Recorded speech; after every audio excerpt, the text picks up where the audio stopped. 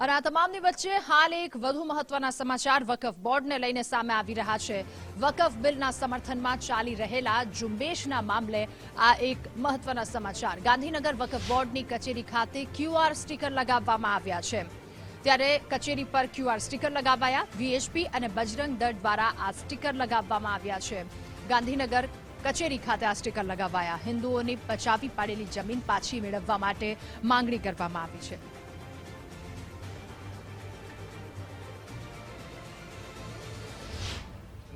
દરેક સરકારી કચેરીઓમાં અને વકફ બોર્ડની ઓફિસ ઉપર તમે આપ જોઈ રહ્યા છો તો અમે સ્કેનર લગાવવામાં આવ્યું છે।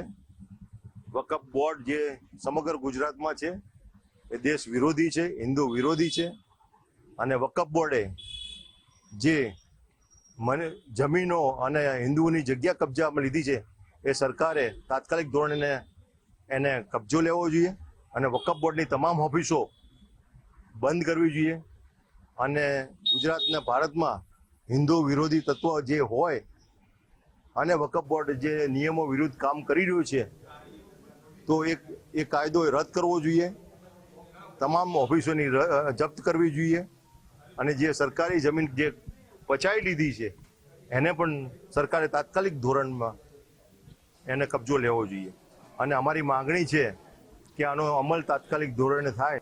અને વધુ માહિતી નિકુંજ આની પાસેથી મેળવીશું। નિકુંજ, વકફ બોર્ડ કચેરી ખાતે QR સ્ટીકર લગાવવામાં આવ્યા છે, શું વધુ વિગતો?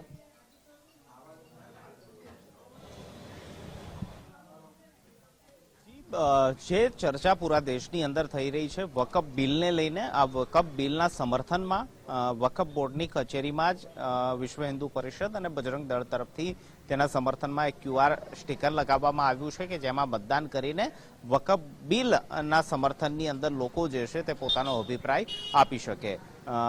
બજરંગ દળ અને વિશ્વ હિન્દુ પરિષદની એ પ્રકારની માંગ છે કે વકફ બોર્ડ તરફથી, કારણ કે ન માત્ર ગુજરાતની અંદર પૂરા દેશભરની અંદર વકફ બોર્ડની હજારો એકર જે જમીન જે છે તે વકફ બોર્ડના નામે છે અને તેમનો એ આક્ષેપ છે કે તે હિન્દુઓની પચાવી પાડેલી જમીન છે જેને પરત હિન્દુઓને મળવી જોઈએ અને જે બિલ કેન્દ્ર સરકારની અંદર જે ચર્ચાઈ રહ્યું છે, જેનો ભારે વિવાદ પણ થયો છે, તેના સમર્થનની અંદર વિશ્વ હિન્દુ પરિષદ અને બજરંગ દળ આવ્યું છે અને તેમને અન્ય કોઈ જગ્યાએ નહીં પરંતુ ગાંધીનગરના સચિવાલયની અંદર આવેલી ગુજરાત રાજ્ય વકફ બોર્ડની કચેરી જે છે ત્યાં જ સ્ટીકર લગાવીને જે વકફ બિલ કેન્દ્ર સરકાર તરફથી લાવવાની જે વિચારણા થઈ રહી છે તેના સમર્થનની અંદર પોતાનો ટેકો જાહેર કર્યો છે।